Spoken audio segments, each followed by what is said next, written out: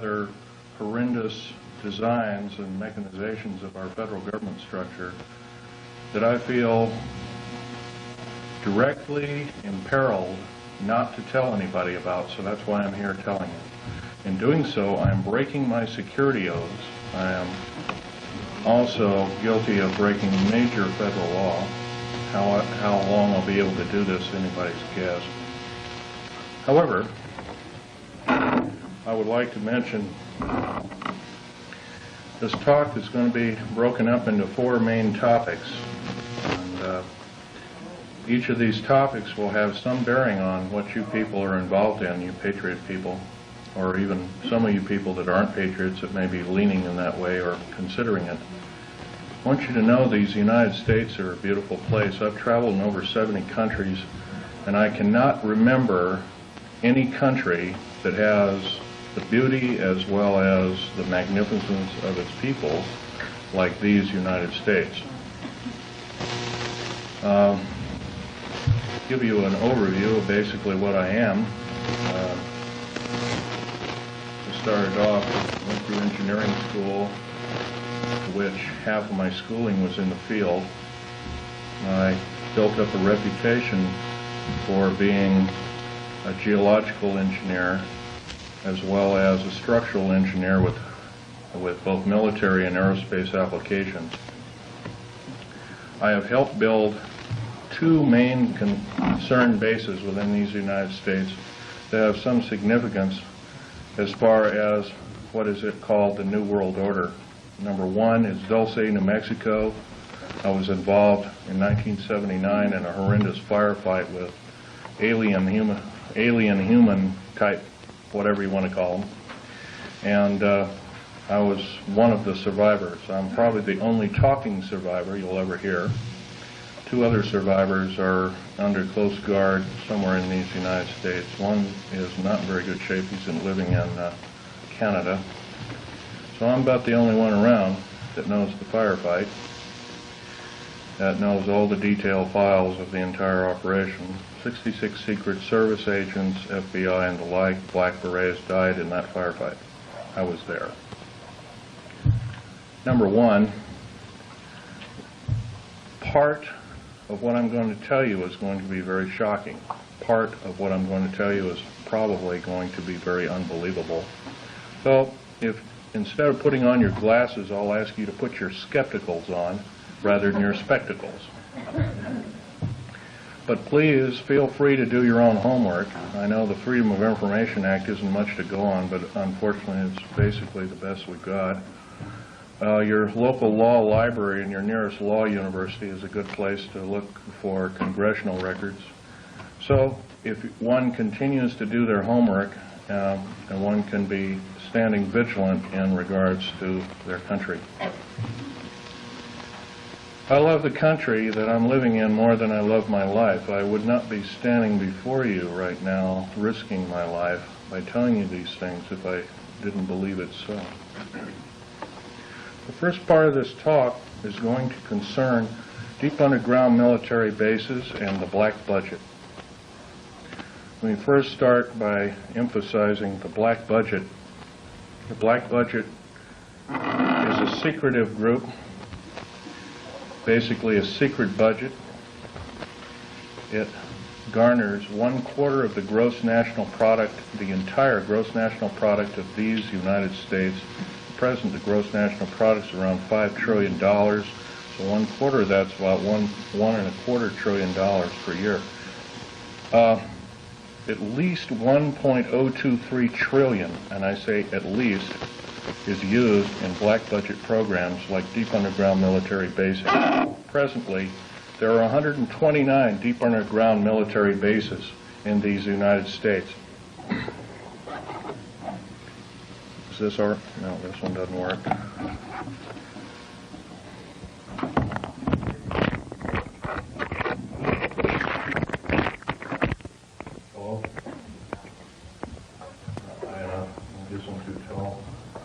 Anyway, of these 129 bases, they've been building them day and night unceasingly since the early 40s. Some of them were built even earlier than that. These bases comprise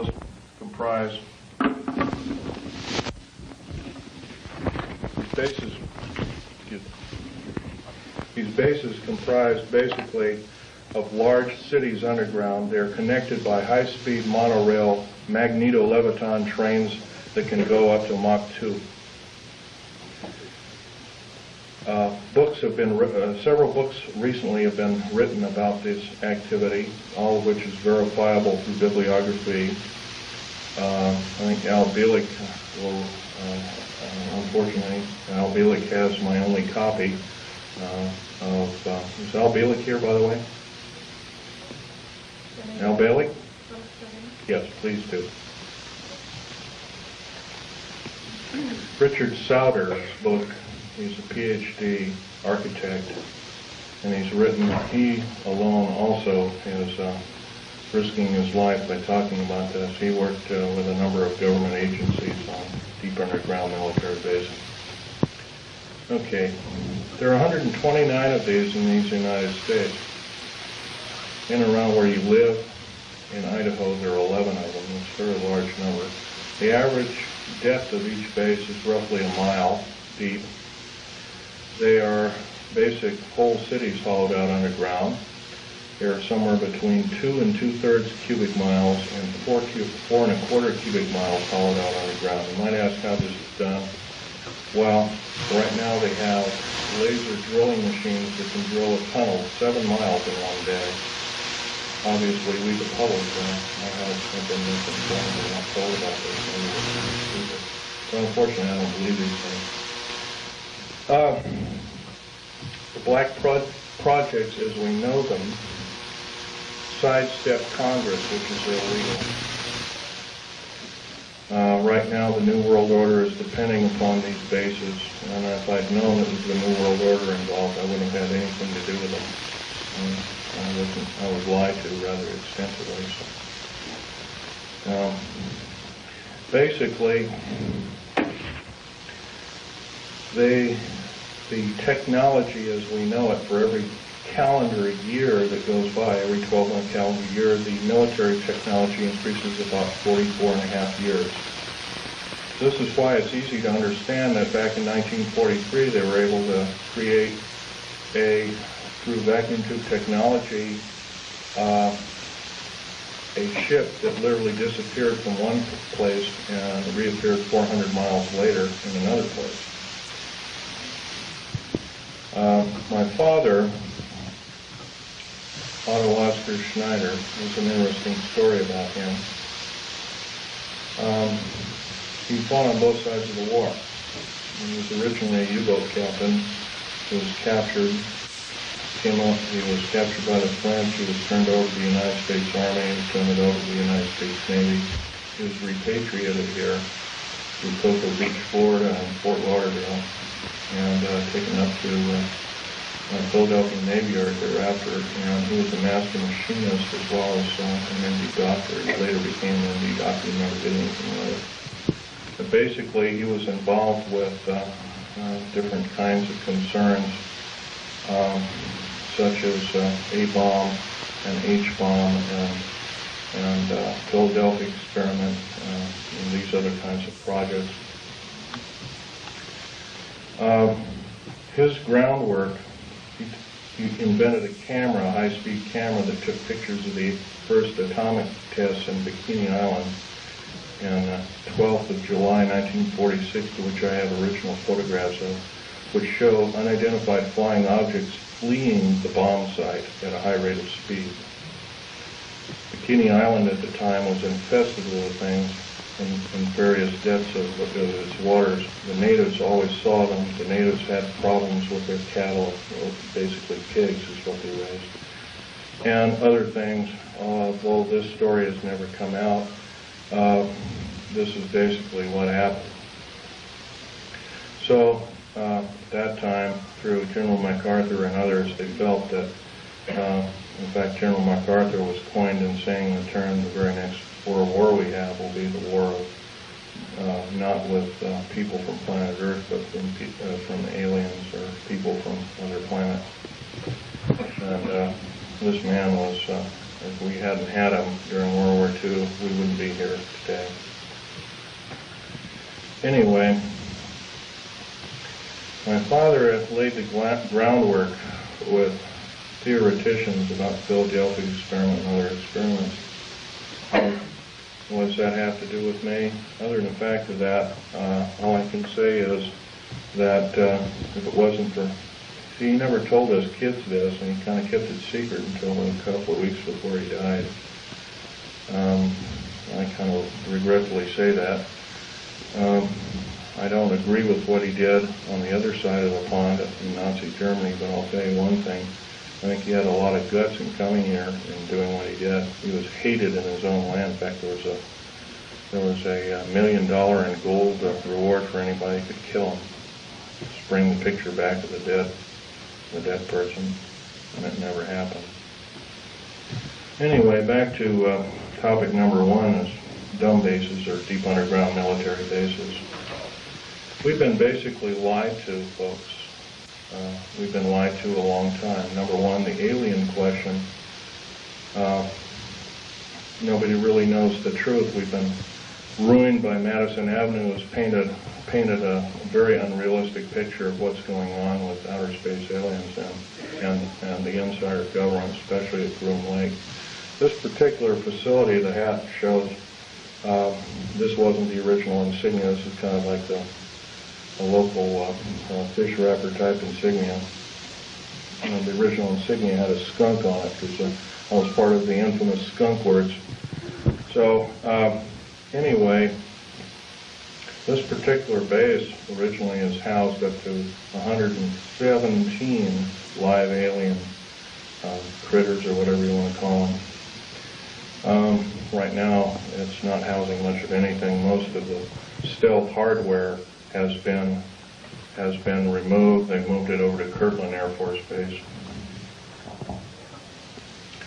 First of all, I want to tell you about aliens and the alien agenda. Back in 1954, under the Eisenhower administration, the federal government decided to circumvent the Constitution of the United States and form a treaty outside of the borders of the United States, within the borders of the United States, basically a treaty from entities outside of the borders of the United States, and it was supposed to be secret. It was called the Greada 1954 Treaty, G-R-E-A-T-A, Greada 1954 Treaty.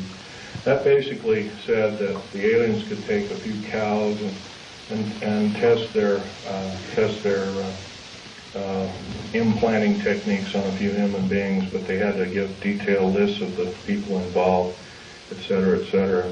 Slowly but surely, the outer space aliens slowly altered the bargain until they decided they wouldn't go by it at all. And back in 1979, this was a reality. The firefight occurred kind of quite by accident. I was involved we were building an addition to the deep underground military base at Dulce, New Mexico, which, by the way, is probably the United States deepest base. It goes down 7 levels over 2.5 miles deep. But at that particular time, we had drilled 4 distinct holes in the desert ground, and we were going to link them together with shape charge explosives. And then we were going to basically blow out large sections at a time. Well, when I was my job at that time was to go down in these holes, gather rock samples, check them for their particularity or particle count, give a detailed account of what kind of chemical explosive or plastic explosive to use, and go from there. As I was headed down there, to my total surprise, we found ourselves amidst a large cavern that was already full of outer space aliens, otherwise known as large graves. I was petrified, as most people might be. The only thing I could think of doing at the time was shooting at them. I killed 2 of them, but by the time I could reload and refire at that time, I had a Walter PPK pistol. I was an engineer, so I didn't feel I had to carry a gun underground. And I always carried this particular one. It's nice and small, and it's quite effective. But anyway, I killed a couple of these things. And at that time, there was several other groups of people down there. It's about 30 people total, and 30 to almost 40 more came down there, and they all got killed.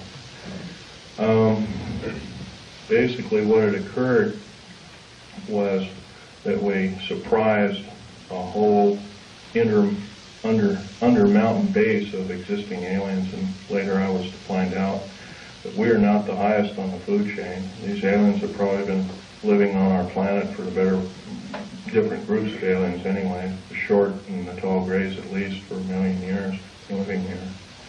And this could explain a lot of the theory behind the ancient theory of ancient astronauts and these other kinds of things like that. Might also explain the bloodthirstiness of different kinds of native populaces like the Aztecs, etc., Olmecs and whatnot. Anyway, I got shot basically here, and their kind of weapon wasn't really a gun-like thing. It was kind of like a box that they had on their body that they could manipulate. And it burned a hole in me, and it split my ribs apart, and kind of gory and all that kind of stuff. But anyway, it also gave me a high dose of rather nasty cobalt radiation. And I have cancer to this day. It's probably a result of it, although I can't prove that. Okay, the second part of my talk is topic number 2, and includes basically how this all occurred. How could we have possibly gotten involved? Well, we finished working with, we basically were beaten down by World War II, and I guess we were figured to be rather vulnerable as a populace in the world, which we were at the time. And I'm sure this is probably why we, at our weakest point, later found out to be vulnerable indeed, and so we were basically attacked. And of course, I think some of us, how many people here are familiar with the crash at Aztec, New Mexico? Raise your hand. Okay, in 1947, sometime in July of 1947, there was a large crash of a flying saucer. I believe it had 7 or 8 alien critters, or whatever you want to call them, aliens in them. One survived, and I believe 6 or 7 were, I don't know the whole story about the whole thing. And one of the artifacts I have here on the table is when I was a young child, I was about 14 at the time. I had a friend of my father was Sir Johnny Rawlins. He had a British Naval Intelligence, and I asked him if I could have a piece of metal of this crashed disc, and my father protested violently. But anyway, Johnny Rawlins said, "Sure, I can give you a little piece," and he gave me a little piece. I've had them in my collection ever since. That was kind of like the small start of a collection. But other than that, the UFOs really wasn't my bag until I started work at Area 51, which is in the Nellis Air Force Base north of Las Vegas, Nevada. Going back in 1979 in a firefight, it took me about 2.5 years to recuperate, enough that I could go back to work. But I did. I survived. I went back to work through Morrison Knudsen and EG&G and Bechtel and Page and Page and other construction outfits at the time. Anyway, at Area 51, they were testing all kinds of very peculiar spacecraft. I think you're also, how many people here, for instance, are familiar with Bob Lazar's story? Good.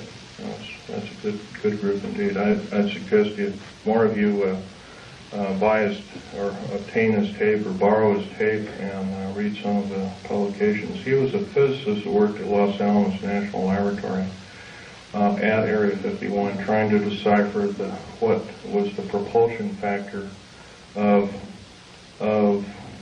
basically these alien spacecraft, these discs and other kinds of type of craft. So, but there's another thing I want to talk to you about other than all this stuff about deep underground military basing that might be effective. We're all basically here as kind of like a captive audience, except that we're all worried about the strange activity of our federal government. I'm very worried about it. They've stonewalled senators. They've lied to the public. They refuse to tell the truth in regards to the alien matters. I can go on and on. That the list is it would take longer than there are days here, let alone minutes. So I can tell you that, in all respects, I'm rather disgruntled that since I used to be a rather high-ranking worker in our federal government structure, I'm very disappointed in the activities of our federal government, very worried. For instance, to run by several topics to you. Recently I happen to know somebody that lives in and around, I live just south of Portland, Oregon. I know somebody that works at Gunderson Steel Fabrication, and what they do is they make railroad cars. And a fellow I know, I've known for the better part of 30 years. He works there. He's kind of a lead welder and engineer. He's kind of a quiet type, and he came in excited to me. He called me up, and I met him, and I tried to calm him down quite a bit. But he told me, he says, well, they're building prisoner cars. They're going to, looks like everything you've been talking about the federal government is starting to happen. And he was real nervous about it. And I said, slow down, Bob. So anyway, he told me what was happening. He mentioned that Gunderson has got a contract with the federal government to build 107,200 full-length rail cars, each with 143 pairs of shackles in each car. And there are 11 subcontractors in this giant project, and supposedly Gunderson got over $2 billion for the contract. Bethlehem Steel, there's different steel outfits or different fabrication outfits across the country are building them. Anyway, I says, hey, this is a nice, fantastic story, but how does it pertain? And he says, well, I got to show you one of these cars. So we did. We went to the rail yards in North Portland.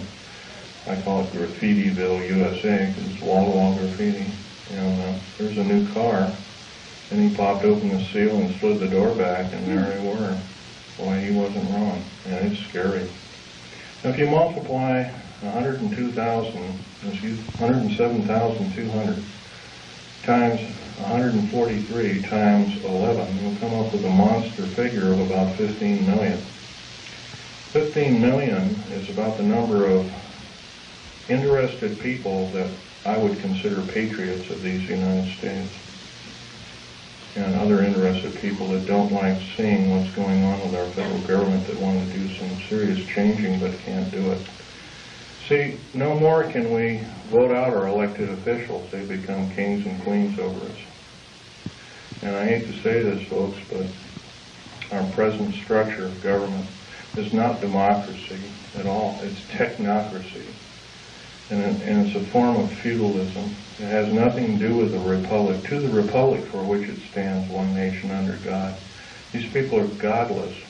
They've voted out, they've legislated out prayer in public schools. First of all, the public school system is a disgrace, but here they voted out prayer. It used to be before you started class in grade school, you'd have a little prayer. That's kind of a neat thing. So now you can't do that. It's against the law. If you do that, by the way, you can get fined up to $100,000 and you can get 2.5 years in prison. Now, somewhere down the line, I don't believe this is very prudent. I believe that we deserve better. We can do better. I also believe that our federal government now is running the gamut of enslaving good, freedom-loving people of these United States.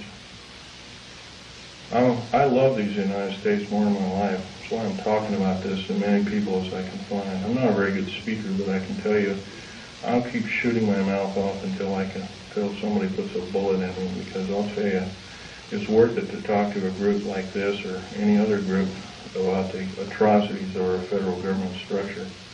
Now, that's only one problem.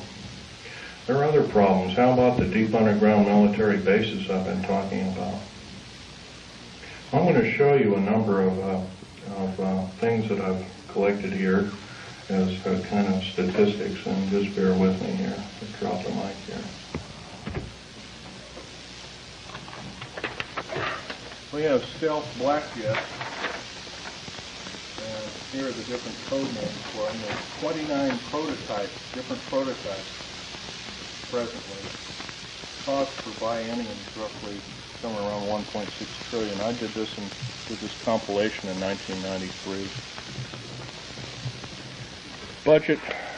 Budget from U.S. Congress 5-year plan that we're told about is $247.6 million. You couldn't buy the spare parts of all the black helicopters and the F-117As and the B-1, the B-2 bomber, and all the other 24 or 25 prototypes. Couldn't even get the nuts and bolts for that. So we've been lied to, folks, and I know we can do better. Black budget garners this figure, roughly $1.25 trillion every 2 years. Trillion. I'm not talking billion, folks. Trillion. If you don't know what a trillion is, it's 1,000 billion. It's a big number. If you were to regard that in dollar bills, it would be 11 tons of dollar bills. That's how big a trillion is. Okay. The black budget literally means hidden budget. The U.S. Congress never sees the books of this clandestine pot of gold. Contractors of stealth, and I've listed quite a few here. EG&G, Westinghouse, McDonnell Douglas, Morrison-Knudsen, Wackenhut Security Systems, Boeing Aerospace, Lorimar Aerospace, Aerospatiale of France, Mitsubishi of Japan, also Mitsubishi Heavy Electric Industries, Ryder Trucks, Bechtel, IG Farben, that's a chemical company, plus a host of hundreds more. Is this what we're supposed to be living up to as freedom-loving people of these United States? I don't believe so.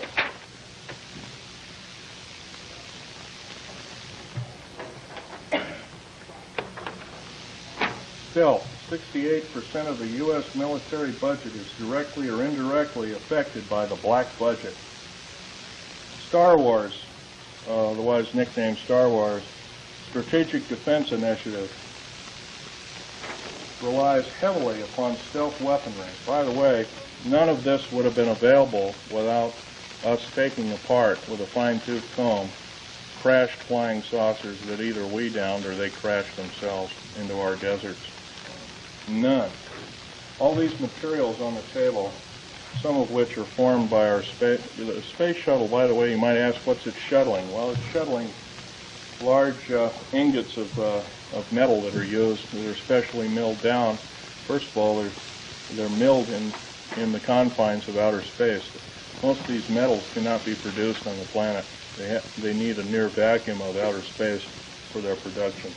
That's what we're shuttling. We're not even, folks, we're not even getting any semblance of what I'd call pablum. We're not being told anything close to the truth. I believe our government officials have sold us down the drain, lock, stock, and barrel. And by the way, up until several weeks ago, I was employed in the United States government with a Rhyolite 38 clearance factor. It's one of the highest in the world. Excuse me, questions later. Microphone, we can't hear you. Can't hear me? Okay. Well, anyway, this microphone is, I'm a tall person, this microphone doesn't get up any further and it's kind of hurting me. Anyway, another thing about Strategic Defense Initiative. I believe it's there to prevent alien attack upon planet Earth. It has nothing to do with the Cold War. As we have seen, the Cold War was a total farce. and it was only a toy, an implement toy, to garner billions and trillions of dollars from good, loving, tax-paying citizens like I am and you are, for what? I don't mind a defense initiative against attack from, if it be from a real threat, but I sure hate to be lied to about there being this kind of communism and that kind of communism, and when we all find out the whole thing has been planned lock, stock, and barrel for the last 75 years by an intergovernmental group, I guess then we kind of know which side the bread is buttered on. Anyway, here's another piece of information for you folks. The DEA, ATF, Drug Enforcement Agency, Alcohol, Tobacco, and Firearms, these agencies rely upon stealth tactical weaponry for as much as 40% of its operations and budget. This is, remember, this is in 1993. The figures have gone up considerably since. The United Nations used American stealth aircraft for over 28% of its collective worldwide operations from 1990 to 1992, and that's taken for the Center for Strategic Studies and United Nations Report 392.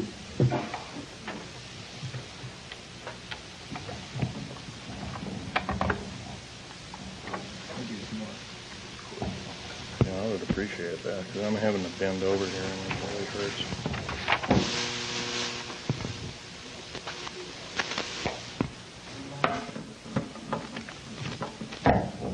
Oh, thank you very much. The Guardians of Stealth. There are over 3 distinct classifications of special police used to guard one of our most well-kept secrets. Number 1, this is the most disturbing of all.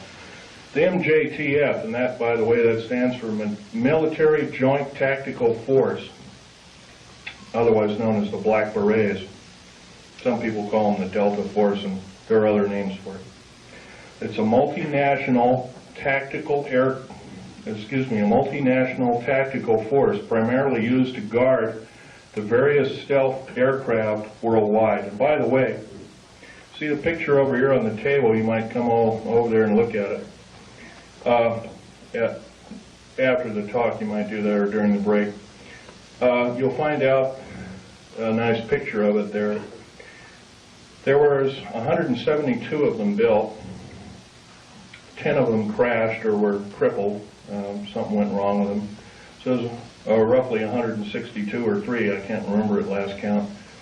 We gave them away. The federal government gave them away. Bill Clinton signed them away about 6 weeks ago to the United Nations. Is this what we are paying our hard-earned tax money to do, folks? No, I don't believe so, and I know we can do better. And I actually believe, I'm not advocating the overthrow of any government. I don't believe in such for the main reason.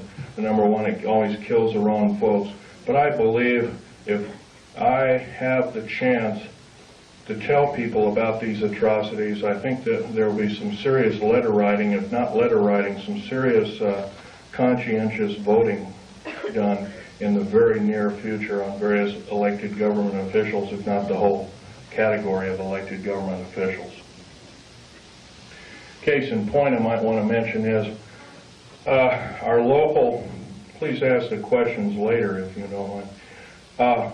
Our local government officials have also kind of labeled us a bunch of rubes and morons, and I think we can expect a lot better than that.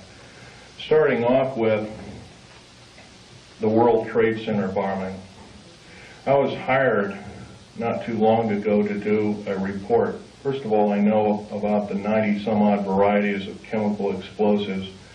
First of all, I looked at the pictures that were actually taken right after the blast, and the concrete was puddled and melted. The steel and the rebar inside the cement was literally extruded up to 6 feet longer than its length. And there's only one weapon that can do that, and that's a nuclear weapon. And that's a construction nuclear weapon. So obviously the people that they're looking for, that they say was a nitrate explosive that did the damage, they're lying 100%, folks. The people they have in custody probably didn't do the crime.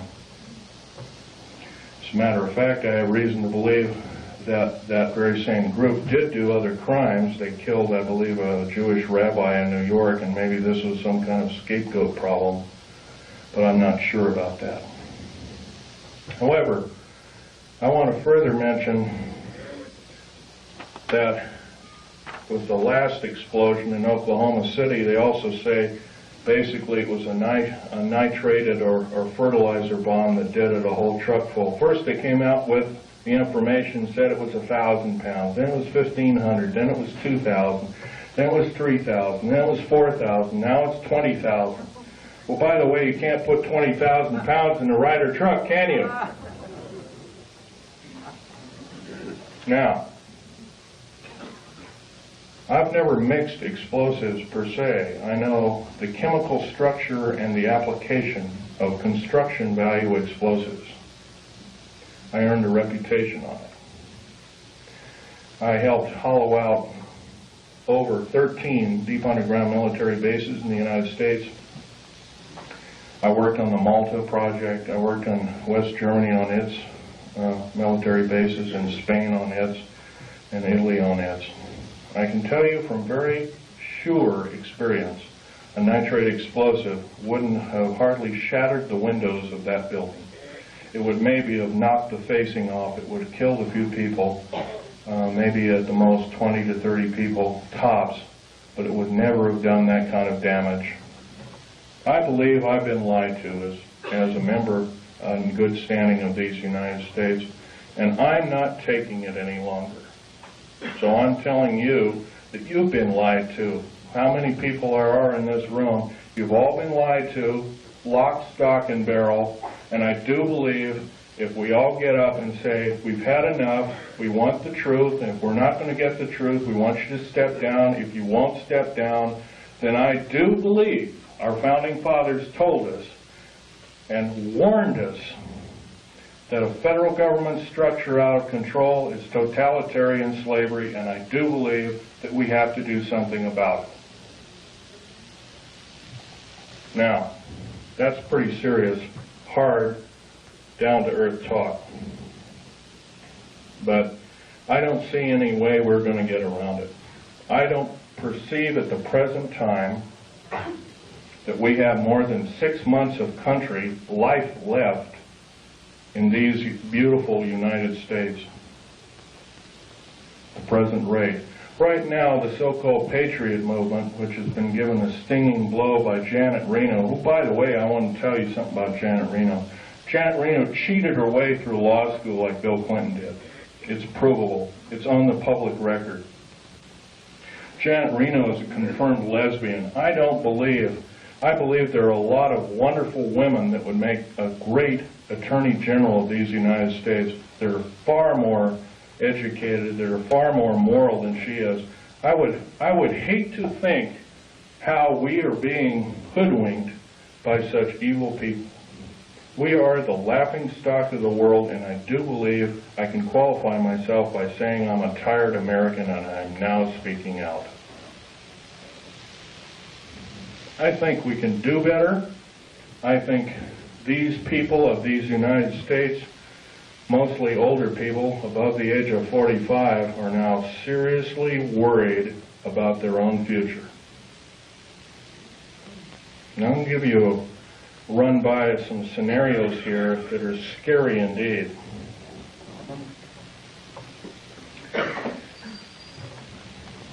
The United Nations is a world dictatorship body, period, plain and simple. It is housed in the United States. By the way, some years ago there was an interesting thing that happened. The United Nations sent the Uncle Sam, in quote Uncle Sam, a bill for $8 billion. So the Uncle Sam, the federal government, sent the United Nations a bill for $200 billion. They haven't paid one nickel of rent on prime real estate in New York City. They have special trains that shuttle all these diplomats around. One of my best friend's wives and her 2 little boys was killed by a drunken diplomat from Kuwait, who, by the way, nothing Our law, by the way, has no effect. I'll tell you another thing. Military law on military reservations has no effect. Public law on military reservations has no effect. Once again, our wonderful, beautiful, thin sheet of paper called the United States Constitution and another nice thin sheet of paper called our Bill of Rights has been trampled on beyond repair. We have to stand up and say, this is enough, and you as elected officials are going to obey the Constitution of these United States. Number one, by first limiting the amount of your service to our federal government. Like one term. One ping only, as the Navy would say, one ping only. By the way, one term is plenty. Because if you're an evil person, one term you can do a lot of harm. If you're a good person, you can do a lot of good. Two ways of looking at it. Our elected government officials have sidestepped the whole thing and says, well, with so-called Contract of America. Let me run this scenario by you, folks. Contract of America is the exact terminology that Adolf Hitler used to subvert his people in 1931. I believe we're not of that same caliber. I believe we can do better. Another thing, the contract with America is a last-ditch effort by our federal government structure to tear away the Constitution of these United States and the Declaration and the Bill of Rights. A Declaration and a Bill of Rights, rather.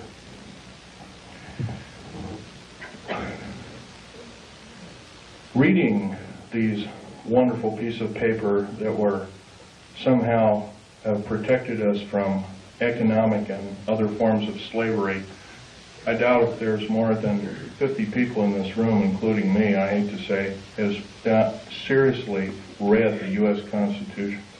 That's a national disgrace. I'm beginning. I picked up a book out of a library and I photocopied it.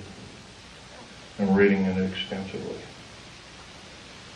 Our founding fathers separated church and state. It did not legislate any form of judgeship or judge body to say that we cannot pray either in a school, on federal government property. And by the way, you cannot pray on federal government property. If you do so, you're in violation of federal government standards and laws. And you can be guilty of a $100,000 fine and 20 years in prison. I do believe the people that are now in charge are atheists. And if they are not atheists, what are they? I think we can do better. Another thing I want to blow by your ears is the fact that a lot of you have probably seen in different areas black helicopters. There's over 64,000 black helicopters in these United States. For every hour that goes by, there's one being built. Is this the proper use of our tax money? I don't believe so. What in the heck does the federal government need 64,000 tactical helicopters for if they are not trying to enslave us? I doubt if the entire military government structure needs 64,000. Worldwide. Supposedly over 230 countries. I doubt if all the world needs that many helicopters. Stealth aircraft, for instance. The F-117A, there's 157 of the son of a guns going around. You know their sole purpose is? They're all loaded with LIDAR, L-I-D-A-R, and SEER, computer-enhanced imaging radar. They can fly over your house. They can see you walking from room to room. They can tell if you've got an old antique rifle on your mantelpiece. They can see objects in the house with a variation, limit and capability of 1 inch to 30,000 miles. That's how accurate this is. Is this the proper use of our tax money? I would say not. Now, I worked in the federal government for a long time. I know exactly how these people handled their business. Every time I did a job, worked in a federal government installation, I was given a battery of 17 psychological and 8 other forms of tests. First of all, we're supposed to be the militia, but somehow up jumps the Brady Bill and other evil bills like it. I don't agree crazy people should be shooting firearms, but on the other hand, I do believe in vigilance. And vigilance is guided by a good spirit who knows the difference between right and wrong, who loves God, who loves talking to God, regardless of what religion we are. And by the way, there's probably in this room, there's at least a dozen different kinds of religions. I might be wrong. But I'll tell you, they're all good. God doesn't respect what religion you belong to, contrary to what you may have been told. I can tell you, though, that if we are to allow the atheist federal government structure to enslave us, we won't have this opportunity any longer. We have to do something about it. How are we going to do something about it? Well, some of us are attorneys in this room, perhaps, maybe 1 or 2 of us. Maybe somebody works for an attorney. Maybe somebody knows somebody who is a good attorney. And I know that seems like a hard number to come up with, but there are a few of them out there. Maybe somebody knows a senator or a congressman or has had help by such. There's one outstanding in Oregon. His name is Mark Hatfield. That man helped me fight the federal government. See, my father left me these pictures of what he took at Bikini Island, Operation Crossroads. And I'm going to have this one out on the table. It's the original. I'll ask you please carefully handle it and try not to put too many fingerprints on it. Right over here, and I'll point to it, and I'll point to it. Hey, echo. Is a structure that is an unidentified flying object. This was taken 12th of July, 1946. Federal government at that time knew all about flying saucers, what they were and what their agenda was, and how they wanted to control us by world domination. Without question, they knew about it. Let's get on. Al Bielek is our second speaker. He worked in a very secretive government operation called the Philadelphia Experiment. Well, so did my father, by the way, and I didn't know this until on his deathbed, and I now have the picture proof of it. Also, I have a picture of a supposed non-human alien called Val Thor that worked for the Pentagon. He still works for the Pentagon. In 58 years, he has not changed. He still looks young. Something's wrong. I don't know if he's doing it under duress or what, but evidently he's still there. Don't know what kind of alien he is. But he's about a few inches shy of 8 feet tall. He's very bright.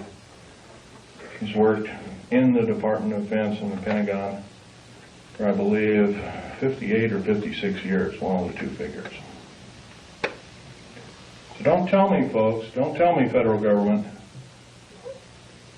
that this isn't so, that when we see something in the night sky that doesn't add up to an aircraft, that it's a weather balloon, or that we're mistaken, or I'm crazy, or we're crazy, because it's not.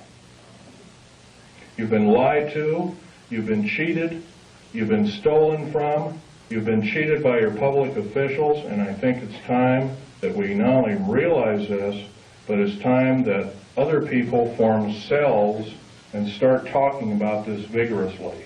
If, say, only 5 people in this room are doing what I'm doing, I can't imagine just 5 people have one talk in 1 year to a group of people like this. in 6 short months, we could reach 10 million people. That's a formidable number. But if I'm just the only one out there talking, it's never going to do it. Right now, before the U.S. Senate is an anti-terrorist bill. This anti-terrorist bill, by the way, is going to kill the United States Constitution and Bill of Rights by number one. Number one, it will take away, first of all, it will arm the federal government police force. First of all, I think the federal government's got enough police. There's 1,719,000 federal police officers in these United States. That is more that was in either Germany during World War II or Russia under Stalin and Beria. Now, at the present moment in time, 7 weeks ago in Nellis Air Force Base, and a year and about a month ago, about 13 months ago, because I was there at that time, we entertained the United Nations and the Russians and showed them Area 51, which is supposed to be our most secret military base. What is going on, folks? Tell you what's going on. We're being sold down the river. We've got to do something about it, otherwise we will not see this country go on as the United States. And I don't think we'll see it go on for a year. I'm saying I don't believe I will see it go on as a country in 6 months at present. Because if the federal government has created the World Trade Center bombing and the bombing in Oklahoma City, which is extremely tragic because it killed probably 40 or 50 children. And by the way, I have absolutely no use for a person that hates children. Our Attorney General, Janet Reno, hates children. She hates men, she hates everything but maybe her own kind. And by the way, if anything is outer space alien, it's her.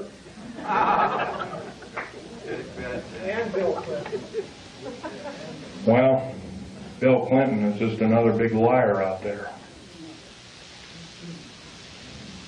But Janet Reno, I can't forgive her for what she's done. She's done more as a singular intergovernmental official to destroy this country than any other individual, I believe, since the great traitor during the Revolutionary War. What was his name? I'm trying to think. What? Benedict Arnold. There we go. Probably find out she's probably distant relation of some sort. Now, what can we tell our government, trusted government officials? I know how rare those are. They're an endangered species. Well, they can first start by getting a bill going that requires all government officials to register. I mean, if they're going to ask us to register our guns and our rights, they have to register their rights. They can register their rights and their guns and their legislative ability through one kind of referendum, number one being they can limit the amount of years that they're in office. If they cannot do this, by the way, if a contract with America, by the way, is really a contract, and all the politicians, or the Republicans or Democrats or whatever you want to call them, to me that's just a label, they left one thing out of a contract. Say you buy a car, or buy a house, or buy something on time, and it's got 10 parts to the contract, and one is scratched out after you've signed the contract. By the way, it's null and void. You don't own anything. You may even be able to keep the property. By the way, the contract with America is not only illegal, but it's asking us to change the bargain. The only damn things that change the bargain are the damn outer space aliens, etc., etc., and evil people. I think we can do better than this. Now, another thing we can do is require all politicians basically to accept no PAC money of any kind and accept no money from a salary, and that all government officials be basically put on kind of like a selective service. Everybody has to serve in some part of a government structure to some degree. And it's a voluntary thing, and if you've done right, you get paid for it. And if you're not done right, then there are other ways to make sure that you will be punished accordingly. If we did these kind of things, if we were prudent, if we thought everything out, because I'll tell you, the only thing that doesn't need changing in any way, shape, or form are the two pieces of paper, one the Bill of Rights and one the United States Constitution. Those two thin sheets of paper have kept us from totalitarian slavery, or worse, for over 200 years. And now they're being seriously threatened by a minority few people who want to reign over us, who want to kill us off, who want to cause us great bodily harm. You realize, in my field, I couldn't even, if I saw something wrong, and I did many times, I had no way to blow the whistle. That's not what our founding fathers taught us. That's not what they laid down in sacred writing, almost sacred writing, I might want to add. We can do better. If we are really the government, if we are really the militia, then we have to stand up and we have to make ourselves known that this will not be tolerated in any way, shape, or form, and it must cease and desist. And if we are challenged, then so be it. Then we are challenged. And I guess the actions of us will be rather forthright, by judging from this crowd. I'm laying down my life by talking about secret things, that I took an oath of secrecy that said that if I broke that oath of secrecy, I am guilty of espionage. I am called a traitor by my own government for blowing the whistle. That's not only a disgrace, but it's an outrage and has ramifications on everyone in this room. And I think we can do better. Now, I've talked about a number of topics that are rather controversial. I don't think I've talked about too much about why we're being enslaved. If you remember, there's always been a nice convenient war. If it wasn't World War I, it was World War II. If it wasn't World War II, it was Korea. If it wasn't Korea, it was Vietnam. It's always been a convenient war. When we've gotten a little bit too smart, folks, there's been a war to wipe out the good people that would take over and run our country effectively. There's a lot of times, and we're going to have to face some very serious consequences. Very short. What we call patriot movements in this country are being singled out for war crimes against humanity, and I happen to think there are a few people in these groups that are crazy, but I would say they're an extreme minority. Probably less than 1/100 of 1% or 1/10,000th of the whole. Janet Reno has us believing that all of the people that are in patriot groups are responsible for inflaming the populace, for doing other crimes against humanity, like killing children, innocent children, regardless of race. The unspeakable thing that happened at Oklahoma City is a wake-up call. If we do nothing, if we decide to stuff our gut, to say, well, I don't have to do anything today, I can watch this show on TV or that show on TV. I don't have to talk about, I'll let Phil Schneider or Al Bielek or some other person talk, Bo Greitz or some other person talk about it. Let them do it. If we act this way, folks, we're not going to be around very long.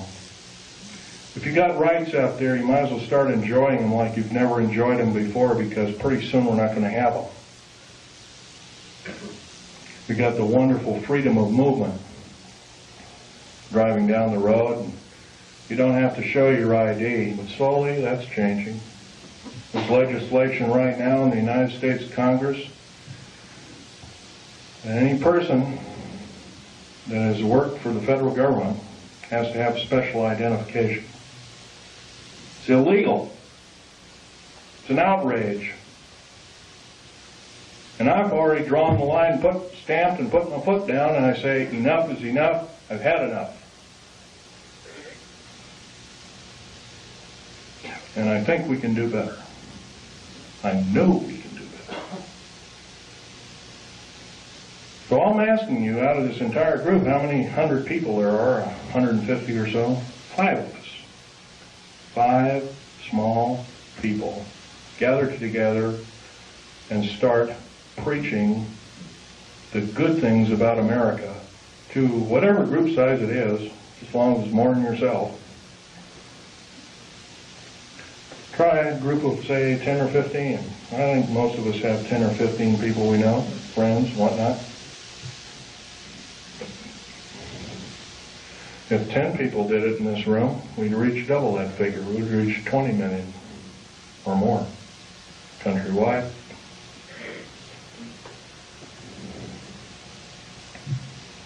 What do we have to do? We have to stockpile weapons and all these other kinds of things. Trouble is with revolutions, they always end up killing the wrong people. Unfortunately, it's starting to look like that might have to be the only scenario to get these parasites off our back. And I'm telling you folks, they are parasites of the first water. They're only out for their own self-gain. And by they, I'm talking about your government officials. Not all of them. There are some that are good. There are some that are honest. There are some that are forthright, that love God, that love the Constitution and the Bill of Rights, and other wonderful works by our founding fathers. But they're few and far between. In the House of Representatives in the United States Senate, there is not one politician that is not an attorney. There is something wrong there, folks.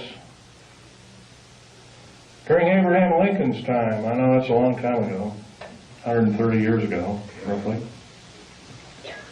it was an honor beyond medals and glory to serve in the United States Senate or in the House of Representatives.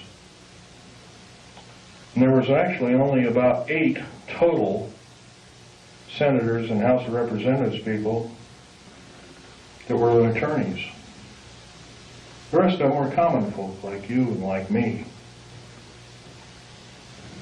But we've been led down the wrong path, folks. If we sit here and do nothing, we're not going to have any freedom. And it's not going to take very long. At this rate of speed and the way things are going, what's going to be the next scenario? Is it going to be another bombing somewhere? First it was a trade center bombing in New York City.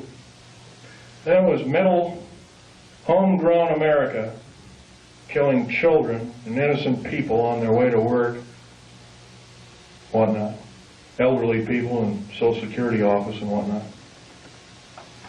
How come the AARP isn't talking about the 61 older people that bit the dust in the Social Security office and the other federal government that was seeking? Some of them were in the Internal Revenue Service and other kinds of... By the way, that's another thing. The IRS, there's nothing legal about the IRS at all. By the way, do you realize, I was reading the Oregonian newspaper 10 days ago.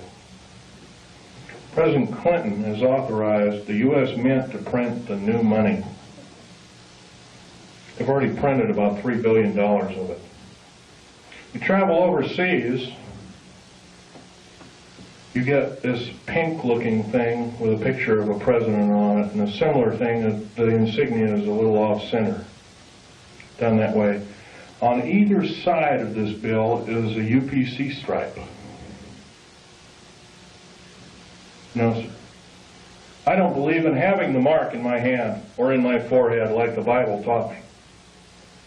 But it's coming, folks, if we do nothing. It's coming as sure as I'm standing here telling it to you. And it's probably going to be here in less than 2 years if we do nothing. And this is I'm actually downplaying it. It could be a lot sooner.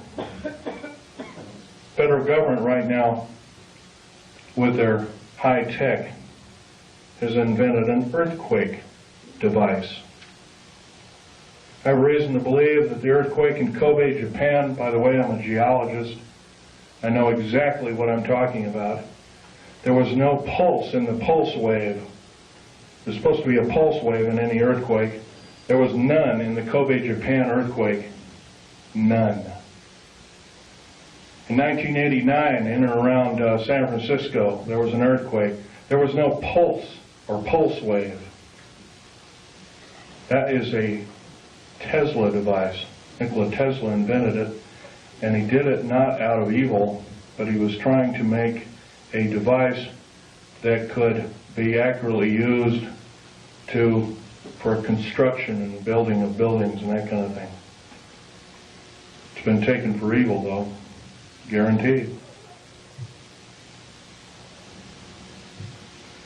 I want you to know that the black budget programs throughout these United States have subverted science as we know it. What's AIDS, for instance? I'll tell you what AIDS is.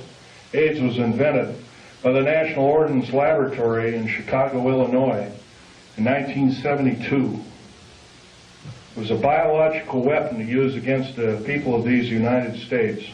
The reason I know this, I have seen the documentation by the Office of Strategic Services, which by the way is still in operation to this day, through the Centers for Disease Control in Atlanta, Georgia. They used the glandular excretions of animals as well as humans as well as outer space aliens. I'll tell you something about these outer space aliens. They're mortal. They can be shot dead just like you and I can, but I'll tell you one thing. They're bad news in the worst order. We have absolutely no defense against their germs. None. They're a biological weapon of terrible consequence. I advocate that every alien on this planet, good or bad, if they're good or bad, they have to be isolated. They are a biological weapon. Saddam Hussein and other people have killed 3.5 million Kurdish people with a similar biological weapon. Do we, the people of this planet, deserve this? No, we don't. But we're not doing anything about it. And every moment that we waste, every moment that we don't blurt out and we say we've had enough, that we deserve better, that we're going to get better, we're doing other people on this planet in different countries a great disservice. Right now I'm dying of cancer related to work that I did for the federal government.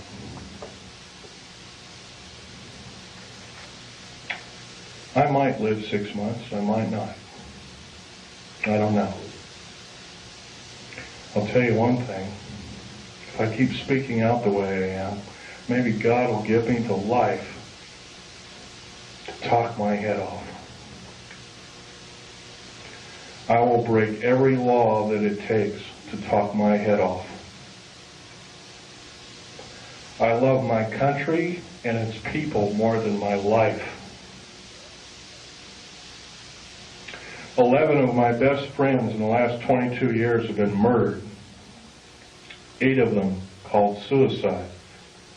I finally got wind of one of them. Portland police is now involved in one of them. not going to mention names, before a grand jury, including the medical examiner's office. Murder by suicide, they call it. My friend Ronald Lee Rummel was an Air Force officer. He's a Silver Star winner. He's a patriot. Murdered because he started speaking out about unidentified flying objects while being still employed as a member of the United States Air Force. How was he murdered? He was drugged. His jaw was broken open.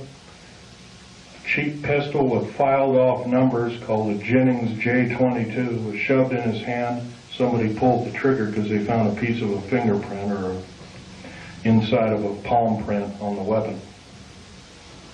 They also found hair samples. Somebody quickly putting the bullets into the clip.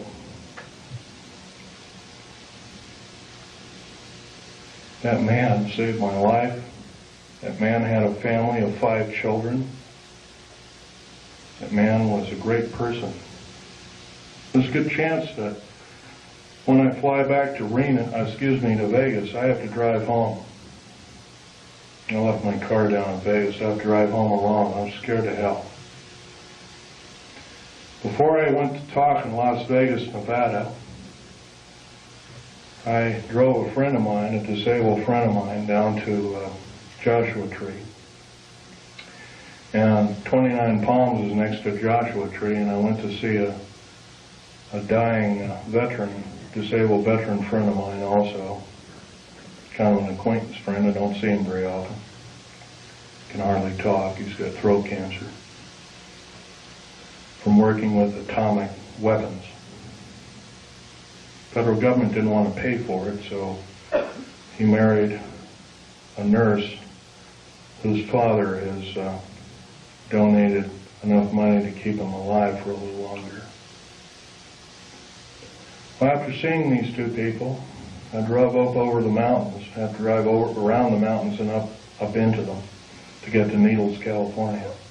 It was followed by 2 government vans, E350 vans with G14 plates, each with a couple of occupants apiece. One had an Uzi. Ready, he was loading it, because I could see it through one of the windows. They zoomed by. I knew exactly what they were. I've already spoken out. I've spoken in 19 talks to present. I've probably reached 45,000 people.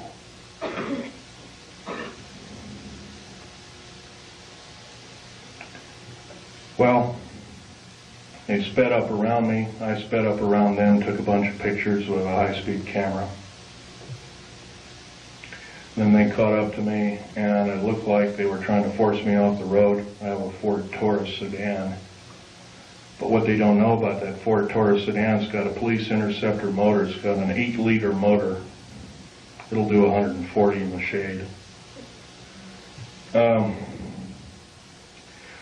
So I got up above them, and I come to a screeching halt right in the middle of the road. And the road was just wide enough for my car and maybe a foot on either side. There was a deep ravine to the left. There was a shallow ravine about 9 or 10, I'd guess roughly 9 feet deep, 10 feet deep, something like that. On the other side. One of them skidded over, rolled over in the right ditch. One went over to the left ditch and rolled all the way down. I could hear a bunch of cries for help and crackling and glass, and finally I didn't hear anything. Is this what it's going to take? 2 weeks ago, I had a man come to my Wilsonville apartment, going to arrest me. By the way, I have a Rhyolite 38 clearance. I don't know if you know what that means. I only report to 3 individuals with that clearance. President of the United States, head of the CIA, and or a base commander. No one else.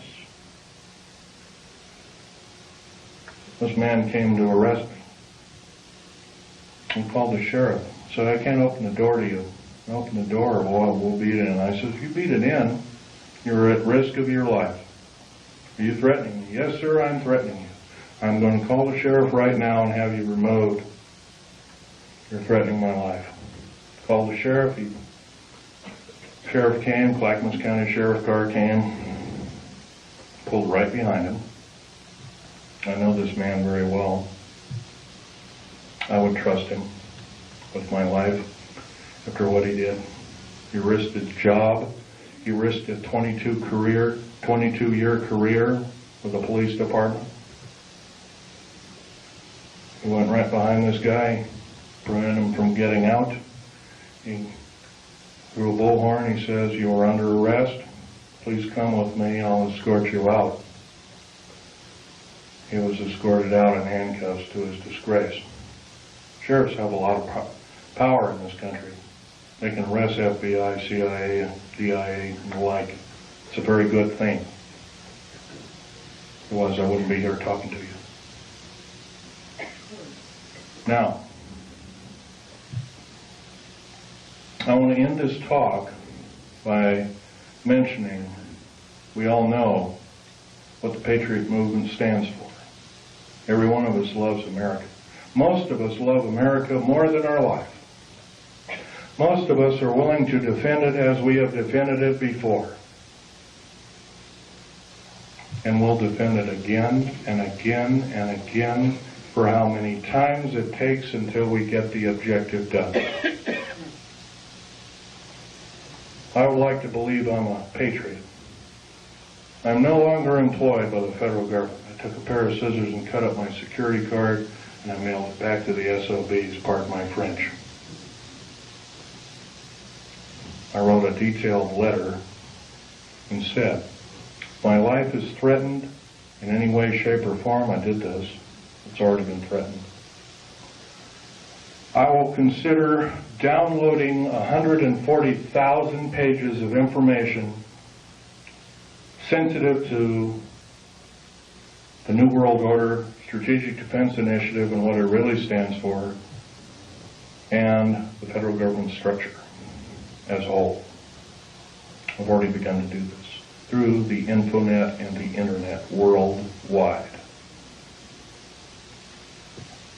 I spent $78,000 getting these kind of pictures away from the federal government after my father willed them to me in his will. There all they are, a piece of paper with a few revealing notes on them. Stanley, Val Thor is this particular character right here. Right here. He hasn't changed a bit, 58 years thereabouts. I have over 7,000 pictures. I have detailed files and writings. I have alien artifacts and medals. You're only looking at half a dozen of maybe 7,000 that I have. I feel you people have to know the truth as best as I could tell it. Thank you very much.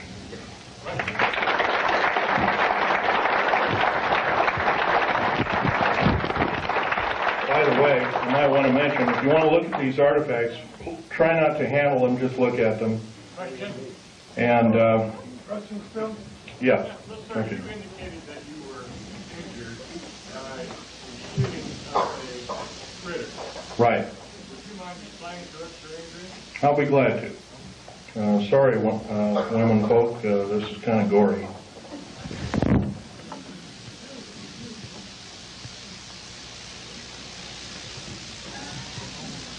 What did you say it was that hit you? Okay. My legs are worse. It was some form of ray weapon that had a high dose of stinking radiation called cobalt, or dirty bomb radiation. I remember the color of the beam. It was a light green, kind of like a light emerald green. Question? You know much about the reverse phase wave? No, I do not. Question? Have you heard the civilian federal transfer center case built? Yes, and I can tell you that there are 50 of them. There's one in every state. Can you describe what their purpose is? Purposes, they are prison camps. Will make Nazi Germany look like a kid's toy. They're very large. As big as they are above ground, they are a minimum of 3 levels below ground. Have you ever heard of Goose Lake, for instance? Goose Lake is a prison. It's a supposed model prison run by Wackenhut. Wackenhut is Fourth Reich Nazi German. They run this entire police state operation in Southern California. It is a low-yield, deep underground military base. It's not military. Wackenhut base, basically. It's buried about 500 feet underground. It is a long runway underground. It's about 3 miles long. It's got 2,700 prison cells in it. There's a track on either side of it. Food and shower facilities are all on, they're kind of like individual cars on tracks, and they service each prisoner. You got to change your clothes once a week. You got to shower once a week. No television, no nothing. Totally underground. Minimum lighting facilities. If you talk, you are beaten senselessly. 2,700 federal prisoners are in it right now. The worst of the worst. I don't know about you, folks. I learned an old song in church. The vilest offender who truly believes a pardon in Jesus is quickly received. I don't believe we or anybody else in these United States has the right to torture anybody. I don't care if they're a murderer, a rapist, or anything else. We should basically get rid of these kind of individuals. But if we do have the guts and maybe a little bit of fortitude to kind of hope that, well, I don't want murder on my hands, and we imprison them, I don't believe this is the way. Question? A comment. It appears that we're way past the 2-year voting cycle to stop what's happening. Right now, Well, like I said before, start forming cells, enclaves. I hate to say this, enclave has a peculiar nasty overtone to it. But start forming enclaves, start talking to people, talk your head off. Talk your head off because your life depends on it. I'm not asking you to do what I'm doing.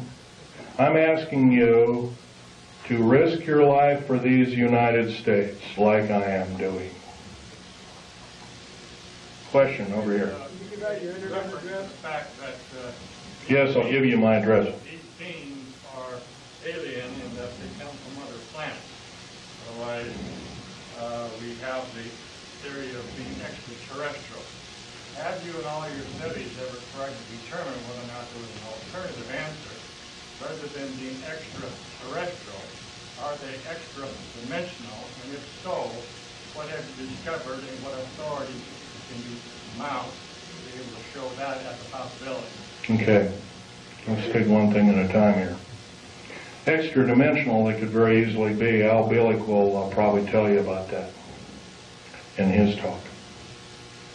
When we blew up the A-bomb tests, and later the A-bomb, Hiroshima, Nagasaki, and all the other tests that took place, we basically opened up a hole in time. And the reason I know this is Al Bielek told me, if you look in an early 1953 Life magazine, you'll find a picture of an A-bomb, and it was a round mushroom cloud, and through the mushroom cloud you can see black space with stars.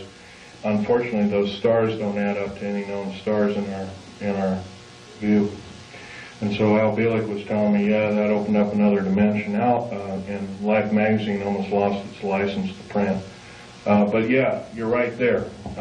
Your other questions, some of which I can or cannot answer. Right now, as much information as I have, I like to say I'm a scientist, but I think that's got a kind of a bad connotation anymore.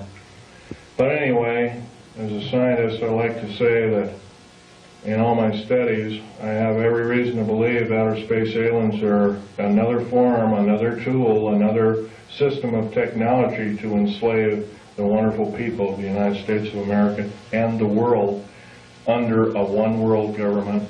And this scenario occurred in Nazi Germany and is now occurring in the United States, and it's got to go.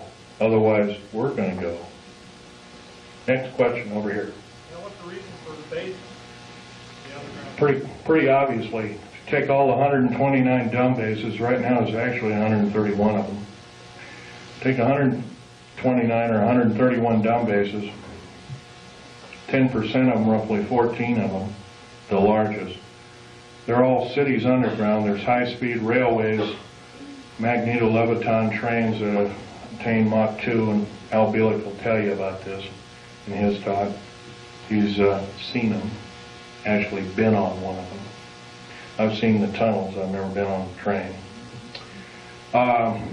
He'll tell you that also that these can house great numbers of people. Well, I'll tell you exactly how many numbers of people.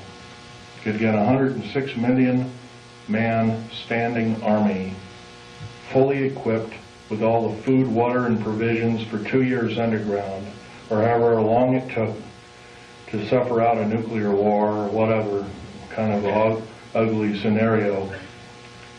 And that would be enough to defeat anybody in the United States. By the way, there's no place to hide anymore. Black helicopters, and there's so many of them. Not just black ones, I'm talking about military helicopters in general too. They have detection devices. If you got something buried like a cache of weapons or diamonds or gold or money or whatever underground, they've seen it already, guaranteed. They can detect you in an airport. I'm going to blow this one by you too, because this is a nice little tidbit. Right now, if you're carrying more than $1,000 in your pocket, most of us don't, and some of us do, carrying $1,000 or more in your pocket, you are perceived as being an enemy of the United States and or a drug dealer, and you can be arrested immediately in any airport in the United States of America.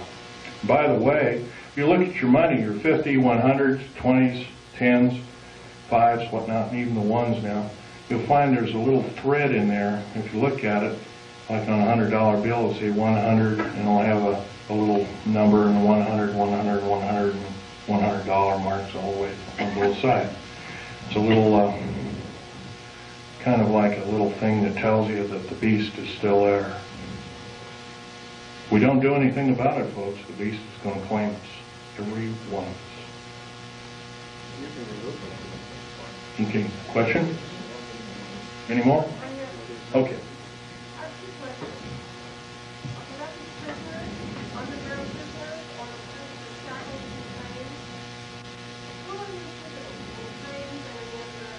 Okay, the underground prisoners right now, they're using the worst of the federal prisoners and the worst of, yeah, criminals. That's correct.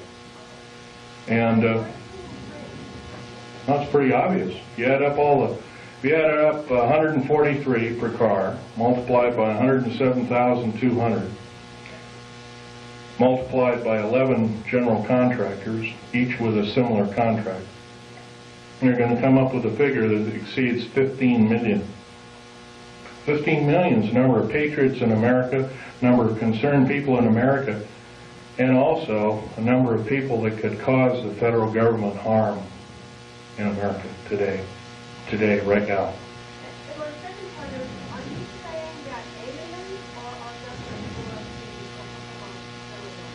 I'm saying our federal government blew up Oklahoma without question.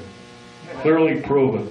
First of all, what did it? If you look in the pictures of the explosion, you'll find there's a large block taken out near the elevator shaft, and there's a smaller explosion. By the way, a nitrate explosive has a maximum capacity of 20 kips worth of pressure per square inch. A kip. A kip is kilotons of pressure, 1,000 tons. So 20,000 tons of pressure per square inch, maximum. If you had the whole truck totally packed. Wow. By the way, the federal building in Oklahoma City had some pretty strong girders in it. Girders and pillars and stuff like that. The average federal building, especially a new one like this one, has a tensile strength of 200,000 kips. The only thing that can tear it apart like that is either a nuclear weapon or a thermite charge, shape charge explosive. Right now, the only thermite charge explosives in these United States are military operated, and they're housed at Mather Air Force Base in California, near Sacramento. Yes? I heard there were 2 explosions still, 8 seconds apart. I wasn't really aware of that, but if there were 2 explosions, I would assume that one was either a reverberant explosion or it was an atmospheric explosion. It's on the seismograph at the university. It wasn't an echo. I'd have to look at it. It's on the back of the sheet I just handed you. Really? Okay. Right there. Okay. And this is the second explosion, is that correct? Right, they're both on there. Right together. Mm-hmm. Well, the truck bomb shows an explosion, once again, with no P wave, but it has a scalar wave to it. Could have been a scalar weapon, electromagnetic weapon of some sort. The train explosion, once again, also has it does have a P wave, but doesn't have an N wave. Therefore, it too must be a device. No, that's the train that's going by the university. Oh, it is, okay. It's going kind of by the All right. I heard the director being interviewed, and he said the same thing. There were 2 explosions, and they asked him if it could have been inside, and he said... Well, this one here that says truck bomb. No, that's not the bomb. That's a truck right by the university. No, this, okay. It says, oh, truck and bomb, I see, okay. The 2 that are marked bomb, once again, have the configuration, it's called the squared sine wave configuration, or Crazy Ivan, as the Navy calls it. Squared sine wave with no P wave, it would have to be a mechanical device, without question. I could prove that, but it'd be kind of boring laying the figures out. Okay, another question? Yes, ma'am. How do you respond to Christians who are apathetic about saying it's all prophesied in the Bible anyway, the New World Order, the mark of the beast, and, I want Jesus to come anyway, so, why fight it? How do you respond to that? Prudence. What you know best to be. Pray about it. Prayer. That's the only prudence around worth saving. Next. This lady here has a question. Okay. Is it true, you know, is there anything about this reporting on the TV, or that they're going to just have colonies on Mars? It's quite a possibility because, for instance, the New World Order and the elite, as we call it, built and funded Hubble telescope. Remember also that telescope, the one that orbited Mars, was supposedly shut down. That was another lie, total lie. Took detailed photographs, totally mapped the planet. I've seen some of the photographs. The face on Mars is a reality. There, at one time there was a civilization. That's been proven. Computer enhancement photograph, and it was broken down by a supercomputer and proved it to be a intelligent made device rather than a hunk of rock with a funny shadow on it that NASA told us. Another lie. Once again, you have to remember it. These people cannot tell the truth. In days past, they were called the sons of Belial, the ones that could not tell the truth. We have to consider them our enemy. Next, this fellow. Yes, they do have bases on Mars. Have you heard of that possibly these graves are part of the experiments which our government are doing under base of taking the synthetics and all these creatures that perhaps they're manufacturing? No, sir. I can tell you right now that's not so. They have a copper oxide for a blood, similar to an octopus, a cephalopod, or an insect, or a spider. Another thing is their chromosomal structure is totally different.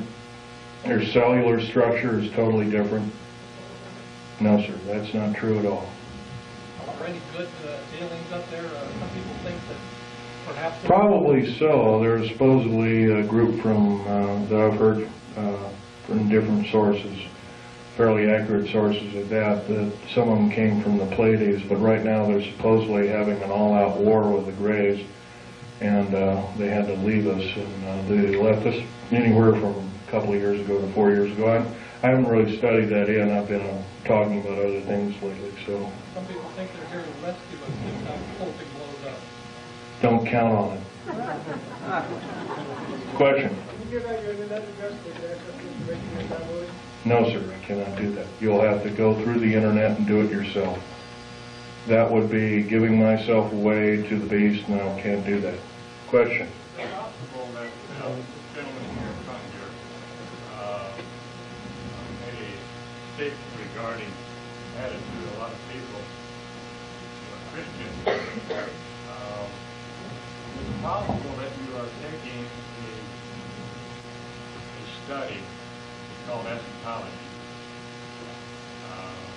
end time phenomena, prophesied by Daniel, prophesied by Isaiah, subject to the Olivet Discourse, subject to the book of Revelation. It does talk about kind of things that are going to come to judgment on the earth for Israel, the Antichrist, and those who are in belief. Is it possible these things will probably come to truth, come to pass, but to use eschatology as a weapon of fear in order to get people to act is not what this is talk about. That's correct. That's correct. You can't do it that way. The fact of the matter is that in Christ we have liberty from those kinds of things which are going to befall the earth, because there's no condemnation for those who are in Christ. So it says, but to try to say that we are people who are subject to this condemnation is not a full understanding of eschatology. I would agree with your statement. There is one thing, though. I love America. I'm only one person. I'm only human. I can make mistakes. I'm not perfect. God is perfect, as much as I know. I will say one thing, though. Keep reading the Bible. It'll just make your heart pure and good. It'll also improve your prudence and improve your state of mind overall. Would it be more profitable to get further into Christ and get further into ourselves? And let the world and all the good people in this country go to waste? No, sir, I cannot believe that, nor will I possibly ascribe to that in any way, shape, or form.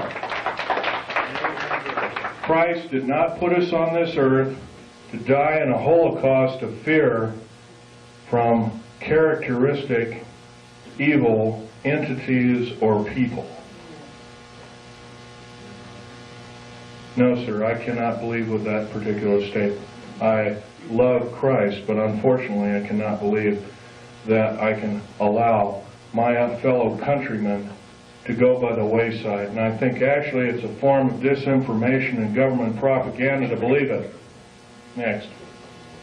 Yeah. Okay. On the Idaho Constitution has a provision for the militia. All able-bodied men between 18 and 45 years old will serve in the militia. That's in the Idaho Constitution. Okay, I agree with it. In fact, I would extend it from the years of 18 years old to maybe your age, 70 or 75. I'm willing to do it. I'm past the age of 45.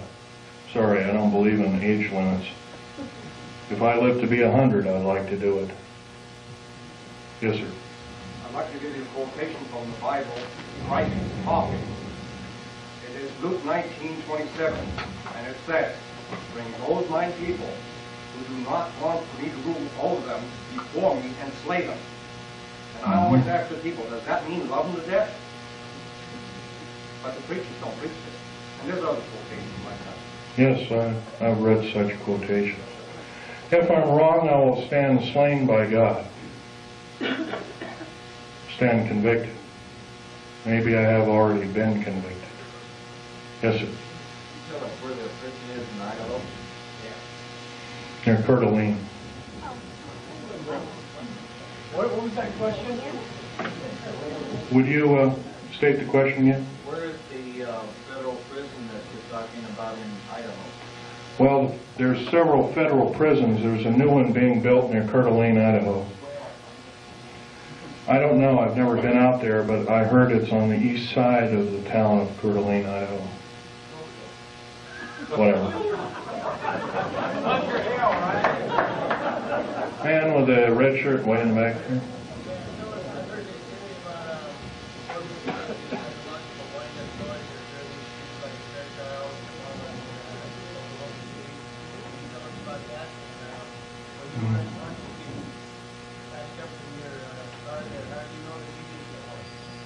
I don't. And I haven't heard about such things, but I'm sure there might be such things. There are things that were used against the Afghan people. There were things that looked like innocuous toys, and there were high explosives that killed a lot of people.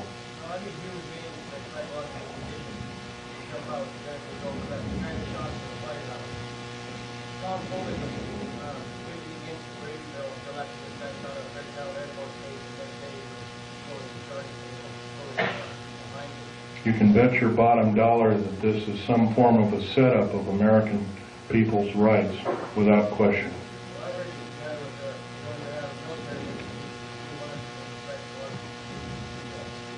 Yes, I believe that too. The U.S. Navy presently spends about 1/16 of the entire black budget allocated to them on psychological programming techniques through the RAND Corporation. Next question. This lady. Okay. I can only take one more question, so this lady. The ones that, were victims of these bombings, who did it? I don't know anyone else. I personally don't know the name of the person who did it, but... it takes the government and let them start getting this other side of it. And then, Well, this is a difficult task, ma'am. The best thing that can be done, yes, I would say yes, that is true. We can get the word out. But it's better to get in groups of people and tell your friends the best that you know how to say it, and go from there. But other than that, yes, that would be the best thing. Right. Well, unfortunately, I'd like to say, yeah, go ahead, write everybody until the cows come home. But right now, as the way things are going, that might not be your best bet. You might be targeted as an extremist or something like that. Okay, last question. This is the last one. Are you going to be speaking in this area again? I'll be more than happy to speak to any area at any time. Thank you.